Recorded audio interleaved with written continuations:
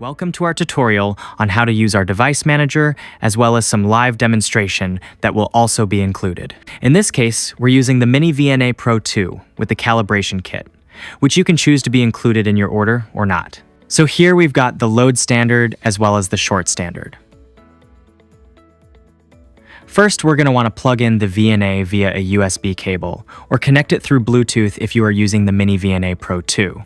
As you can see, the light flashes green, meaning that it connected successfully. Next, we're going to want to calibrate the device. First, click Board, then Manage. Once you're in here, look for your device, and if you don't see it, click Rescan Devices.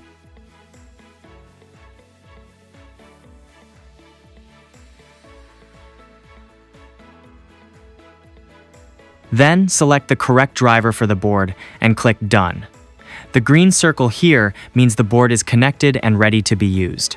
Now we're going to calibrate the device by clicking Calibration and New Calibration. The first calibration step is simply just leaving the ports open like this and running the calibration.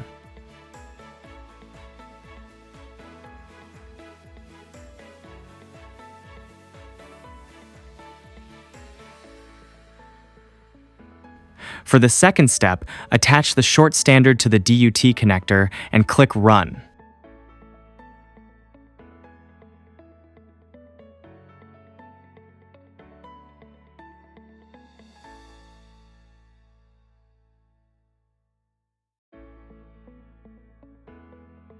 For the third step, connect the load standard to the DUT connector.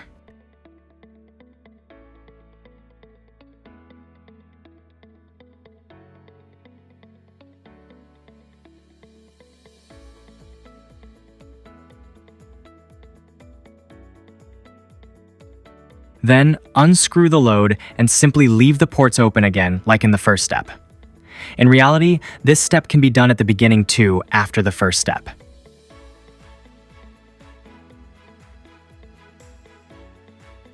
For the last one, connect the DUT and DET ports together using the through cable. This creates a direct, short connection between the two ports.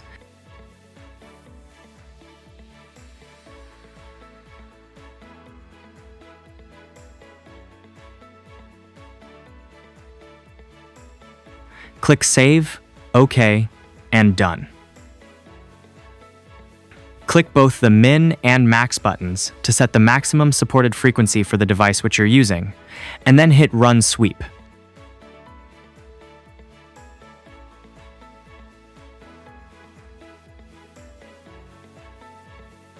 The graph shows how the signal reflects back when the port is left open, and the large variation in phase and amplitude is normal.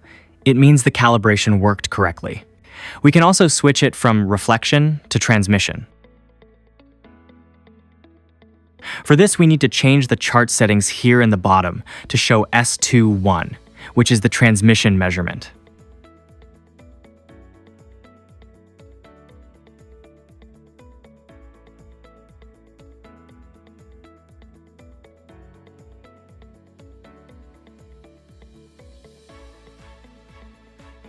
Now, we're going to show you a little demonstration with a 20 dB attenuator. We'll connect it to the DUT connector and run a sweep.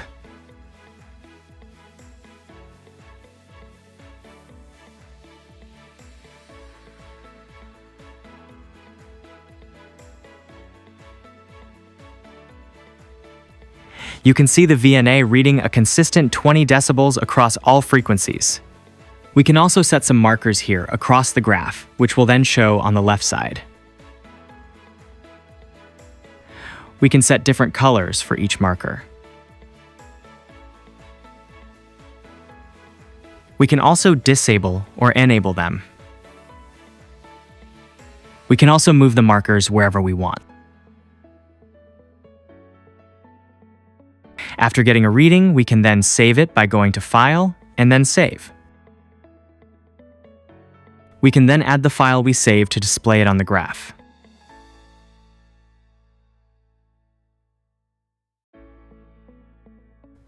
If we now unscrew the cable a little bit and run the sweep, we'll be able to see the change in the connection on the graph.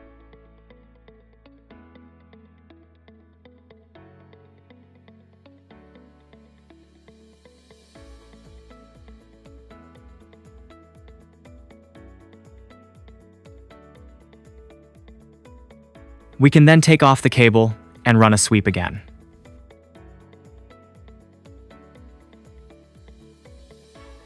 This measurement shows the dynamic range of the analyzer, which extends to more than 90 decibels, which indicates very good signal-to-noise performance.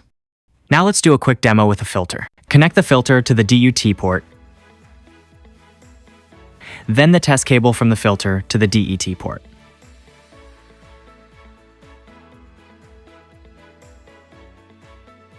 Here are the sweep results.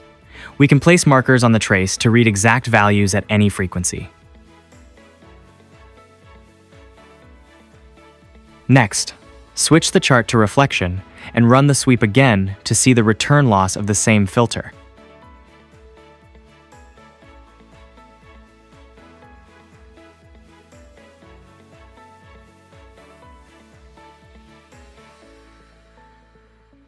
If you want a faster sweep, decrease the sample size to 200 or to whatever you want.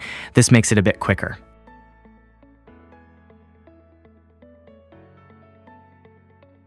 We can also see the settings by clicking Board and Board Settings.